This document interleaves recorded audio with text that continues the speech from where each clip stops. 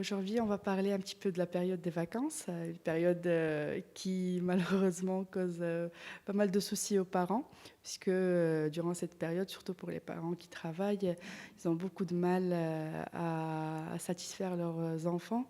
Que conseillez-vous aux parents durant cette période pour éviter que leurs enfants soient mis un peu trop à la maison? Effectivement, les parents, durant cette période des vacances, ils sont très soucieux.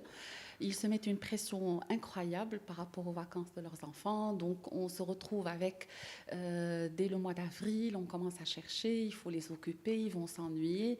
Donc, plein de questions, on essaie de les caser, soit de prolonger l'école quand ils sont tout petits, de rajouter le mois de juillet.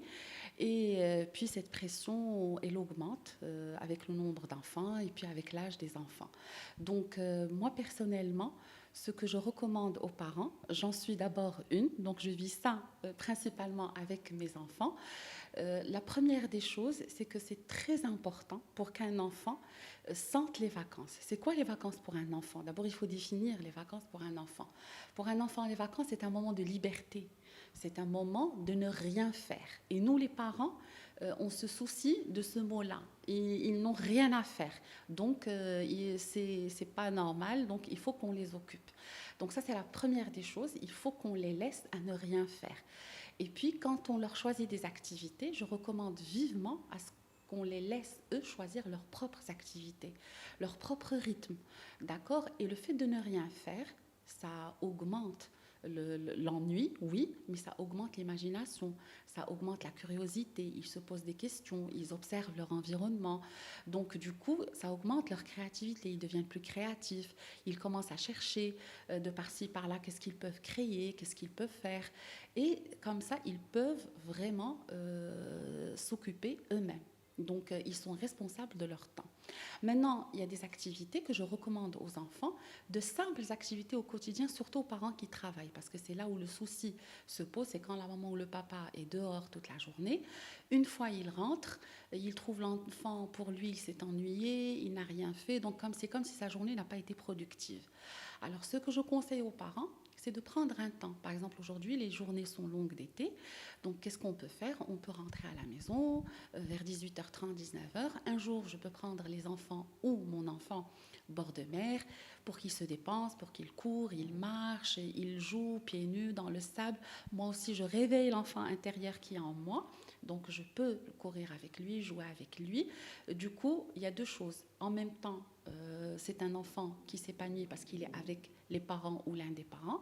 Donc, ça noue la relation encore plus et ça la rend encore plus solide.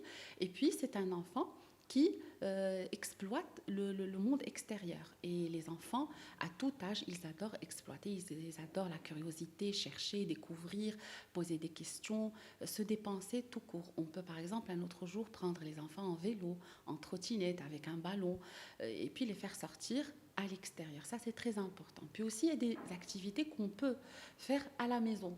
Par exemple, je peux faire avec mon enfant un atelier cuisine, on peut faire un atelier cinéma, un atelier Lego. Toutes les activités manuelles sont excellentes pour les enfants, ça développe la concentration. Je peux faire un atelier puzzle, coloriage de mandala, c'est un moyen d'anti-stress pour moi en tant que maman ou pour les parents d'une manière générale. Et puis un moment unique pour l'enfant. Donc on peut faire un atelier jardinage. On a par exemple un petit balcon ou une fenêtre sur le bord de fenêtre et faire par exemple des petites plantes qui coûtent deux fois rien, mais en même temps ça exploite et en même temps ça décore la maison ou les bords de fenêtres. Donc on peut laisser libre à notre imagination, à l'imagination des enfants, de les occuper un peu. L'essentiel, c'est qu'on ne remplisse pas toute la semaine. Aujourd'hui, il y a des parents qui partent dans des summer camps pour occuper les enfants de 9h jusqu'à 17h ou 18h du lundi au vendredi. Alors ça, pour moi, c'est une exception que je conseille aux parents qui n'ont pas de choix avec qui laisser les enfants. Donc quand on n'a pas à qui confier nos enfants, c'est-à-dire qu'on n'a pas vraiment trop le choix, c'est la seule solution, donc on prolonge l'école.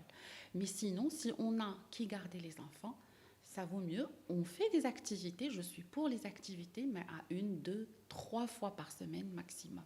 En demi-journée, c'est largement suffisant.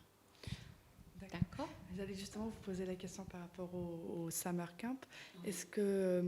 Est-ce que le fait, par exemple, de mettre l'enfant pendant tout le mois de juillet ou tout le mois d'août alors qu'il y a la possibilité de rester à la maison. Est-ce que c'est pas une sorte de vacances pour l'enfant? Est-ce que ça peut pas être considéré comme ça?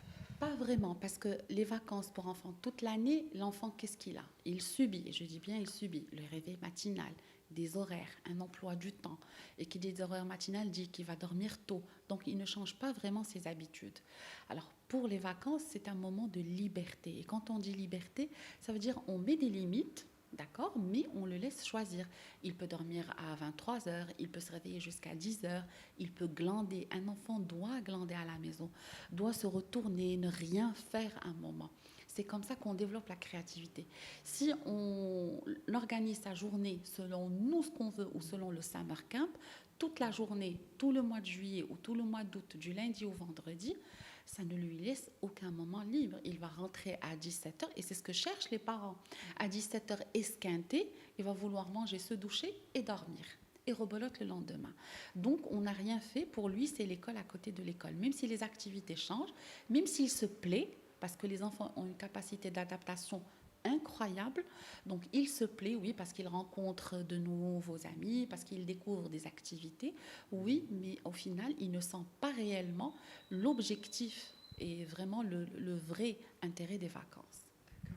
Et sinon, My Academy, qu'est-ce qu'elle propose justement pour les enfants en cette période-là?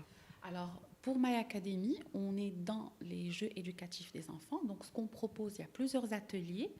En atelier, c'est-à-dire d'1 heure ou d'1 h 30 par semaine, à raison de 2 fois par semaine, pas plus. Donc, cette année, on propose les mardis et les jeudis. Il y a des ateliers de jeux d'intelligence tels que le Rubik's Cube, le Sudoku, le calcul mental, les échecs. Il y a des ateliers créatifs, donc tout ce qui est manuel pour développer la concentration des enfants.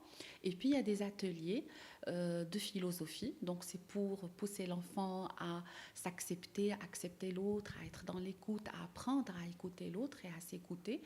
Et puis, la liberté d'expression. Puis, il y a des ateliers de langue, par exemple.